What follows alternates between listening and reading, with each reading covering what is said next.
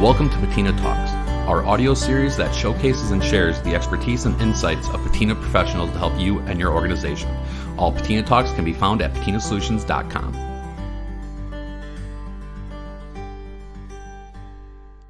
Welcome to Patina Talks. I'm Mike Harris, the CEO of Patina Solutions. Today we are going to discuss organizational engagement with Greg Wilgenbusch and Dr. Jim Bohn. Gentlemen, welcome to Patina Talks, and would you each just take a moment to share your backgrounds with our listeners, maybe starting with Dr. Jim? Hey, Mike, thanks again for the opportunity, and thanks to Patina for the support of this idea. I'm Jim Bohn. I have a Ph.D. in organizational change and leadership from UWM. I worked with a Fortune 100 company for 30 years in the Milwaukee area. I worked with a lot of the Fortune 500 in my different capacities in that business. And I've been a partner of Greg Wilgenbusch for the past couple of years. Great. Good morning, Mike. Greg Wilgenbusch here. Appreciate, as Dr. Jim said, the opportunity to talk a little more with you about organizational engagement. My background really has been in the human resources, human capital space, working with Fortune 500, Fortune 100 level companies, all the way down to private investment, private equity type firms, and helping them with really driving their human capital strategies, whether it was locally in the U.S. or on a global basis. All right, well, thanks, guys. To start us off, would you please define what you mean by organizational engagement? The simplest way to understand this is the concept of me versus we. Lots of organizations do surveys that ask employees about the me stuff. We'd call that employee engagement. Organizational engagement is about looking at the organizational viewpoints in total. It's the amount of energy that an employee will expend once they understand their organization's ability to achieve outcomes. It's really a collective look at how the organization is functioning in a whole bunch of different capacities. People know what's happening in their companies. They know what's happening in their organizations.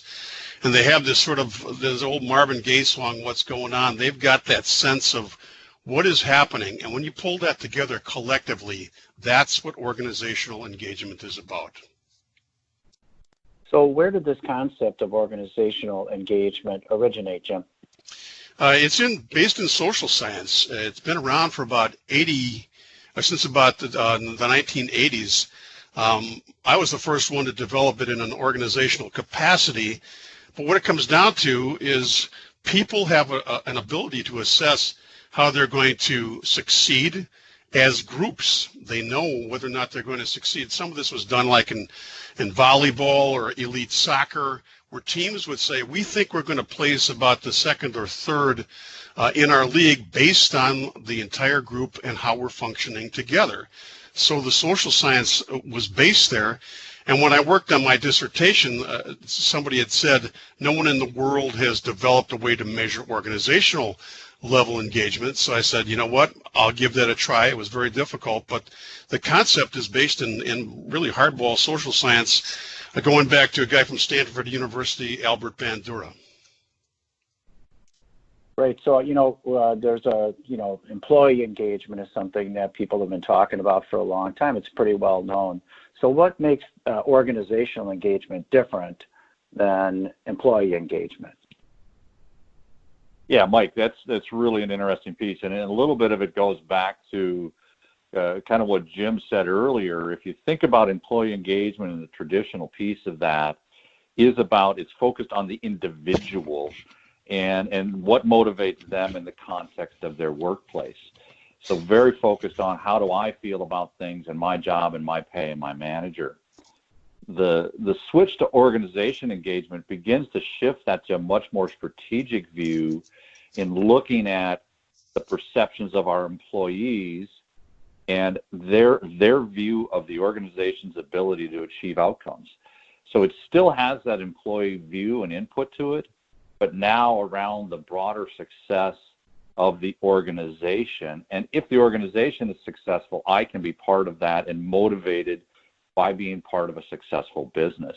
So it really switches from individual, as Jim said earlier, to organization, from the me to the we. Interesting. So what are the basic elements of organizational engagement? Yeah, that's an interesting question as well, Mike. Both Greg and I have worked with a lot of organizations through the last several decades. And as I was out in organizations, both in Europe, the Caribbean, big pharma, banking, retail, manufacturing, the same issues kept coming up again and again and again and again. And what they were was, do we know where we're going? Do we have a clarity of mission? Can we work together? In other words, do people work together here effectively or not? That's a big deal, because if they don't, obviously that slows down a lot of the financial elements of success. Communication, how effective are we in our communication processes? A lot of people talk about that, but people will tell you whether or not they know they're getting information that they need. Can we stay the course when things get tough? Is there a sense of conviction around here? Is there leader commitment? How effective are our leaders at getting things done? And then finally, consequences. Are people held accountable for their actions? That one's rarely talked about in the popular literature that you'd find in an airport bookstore, but accountability is a big deal. I think that's going to come up more and more. So it's those 6 things: mission, cohesion, communication, conviction, commitment, and consequences. So how does it benefit an organization then to understand how well it's really engaged? Yeah, I think that's an interesting one. As you look at, all the years of history, whether it's traditionally around employee engagement or organization engagement, that measurement of engagement, and we believe the flip over to the organization engagement helps us to understand that in a better way. Having that alignment, are the people understanding? Are they clear on what the mission is? And some of the things that Jim talked about, if they're not, it's going to be a scatter approach to how does the business move forward. It's not going to be, we're not going to be aligned and driving in the same direction. Yep. So that piece of it really pulls them back, and then the engagement is where the energy comes to take on those initiatives and continue to move that forward. There's value. They receive that feedback in the loop of the engagement process. So driving it up at the organization level really now, so that people can see across and how they're impacting where the business and being part of the success, the long-term success of the business, drives that engagement. So when you think about HR leaders and what they do to gauge employee engagement and other measurement tools and things, how would HR leaders benefit from using an approach like organizational engagement? Yeah, I think Mike, it's for HR. It's as HR looks at this, it's really a way for them to come to the table with a next step to driving the organization. I've been part of large organizations and companies, as others have, that have taken on that employee engagement model and really moved it about as far as the needle will go in many cases. So how do you bring a different view to that? And really, from an HR standpoint, the group wants to say, I'm going to drive value in a different way. Bringing a new look at the whole approach to engagement allows HR to come to that. And some of them are going to be a little afraid of it because it's still newer and its thinking is very different in it. But it's going to push really the organization beyond that piece of traditional employee engagement, which again has lost some of its ability to really drive and transform businesses. So with all of the change going on in companies, HR can bring a diagnostic and a view into their organizations that haven't been available to them before, and to help their leadership really think differently about that broad engagement concept. That's great. And Jim, what about a CEO? So if a CEO decides this is a really good exercise for the organization, what do they get from understanding how well their organization is engaged? I think the first thing they get is people that will actually respond because people have learned, like Greg was just talking about, employee engagement's been around for quite a while now. People have sort of learned how to, I would call, hack the system. They kind of know what the questions are, et cetera. So I don't know if the CEO is really getting the responses that he or she is looking for. But when you go into organizational level engagement, now they're allowing people to look collectively at the organization, not to be so self-focused. They get a clear view about all these different elements. Are we clear on our mission? I mean, if you have 1,000 people that tell you, you know what, we have no idea what's going on here, if I was the CEO, I would be deeply concerned. No matter how many plaques you have hanging on the wall about the mission, if people don't really understand what that is, that can be a real detriment to a company. A CEO would want to know, are we working together effectively? And if that's not the case, what can we do to improve that? Even the communication process, we talk about this all the time. But whenever I'm in meetings with executives, I ask them, what do you mean by communication?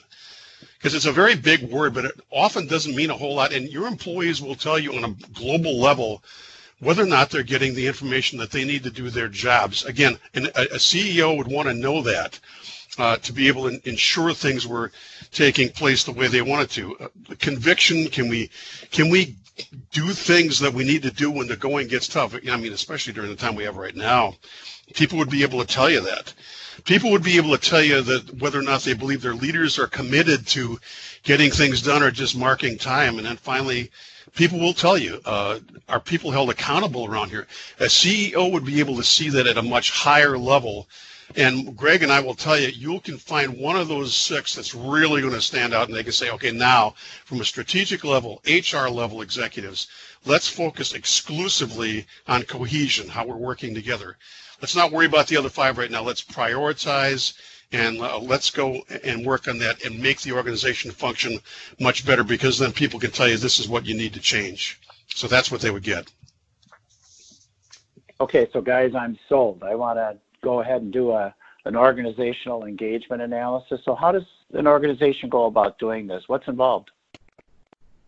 Yeah, Mike, it's really, I think, a very, very simple process. It's a series of upfront kind of discussions around how are you organized, and we're trying to understand at the beginning, how do you want to get at your data? Is it by function?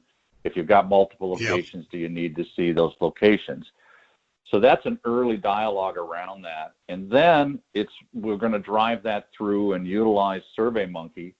If you give us all the addresses and emails of your organization and for your team, through SurveyMonkey, we can maintain the confidentiality and push that survey out. We partner with the business, making sure how are we doing, because the first thing we want to do is drive a high response to the survey. So we'll monitor how many do we have back, how are we doing against it.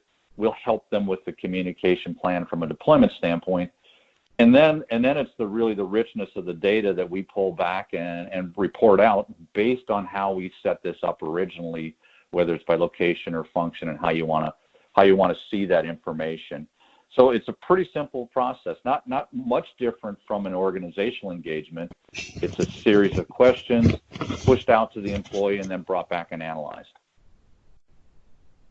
Yeah. Okay. Excellent. Well, we have to end the episode today to discuss the COVID-19 crisis. Obviously, it's had a very disruptive impact to just about everything. And so how would an organizational engagement analysis help leaders to deal with so much change and uncertainty at this time? I think the key thing there, Mike, is executives would know precisely where to target their effort. When you're in a crisis like this, so many things are flying at you at once. To have a strategic look at the organization and say, we really need to work on how people are getting communication from us, or are our leaders committed to getting things done during this time? That level of crisis that you have right now is a prime time to take a look at your organization, because people will tell you exactly what they're thinking. And the value of that is you're getting 400 or 500 people telling you essentially the same thing and allowing you to prioritize where you're going to attack your organizational improvements and your changes.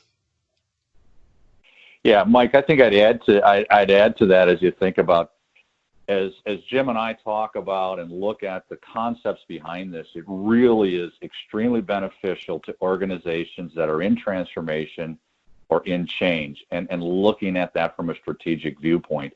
So this happens to be one of the most significant changes that's gone on for companies in a long, long time. So, it's designed around that again, mission and conviction and leader commitment and communication that we've been talking about. So this, while it wasn't designed for this, but it really does apply because of all of the transformation and change that has to come out, and the clarity and the communication things really resonate, I think, and align with what's going on, and help companies get a view of how do they, step through these next phases of getting their businesses opened again. Well, gentlemen, thanks for taking time to share your expertise and passion for organizational engagement with us today. These days, more than ever, it's clearly very crucial for leaders to understand how well their people believe the organization functions in both good and in difficult times. If anyone is interested in having Greg and Dr. Jim perform an organizational engagement analysis, just please let us know at Patina. Both those fine gentlemen are part of the Patina Nation. And if you want to read more about this topic, Dr. Jim Bohn has a new book out. It's called If Your Water Cooler Could Talk. It's a very good book, and it'll give you a lot more background and information on organizational engagement. I'm Mike Harris, and thanks again for listening to this edition of Patina Talks. Thank you for listening to this episode of Patina Talks. We trust it provided valuable insights to help you and your organization. All Patina Talks can be found and accessed at patinasolutions.com.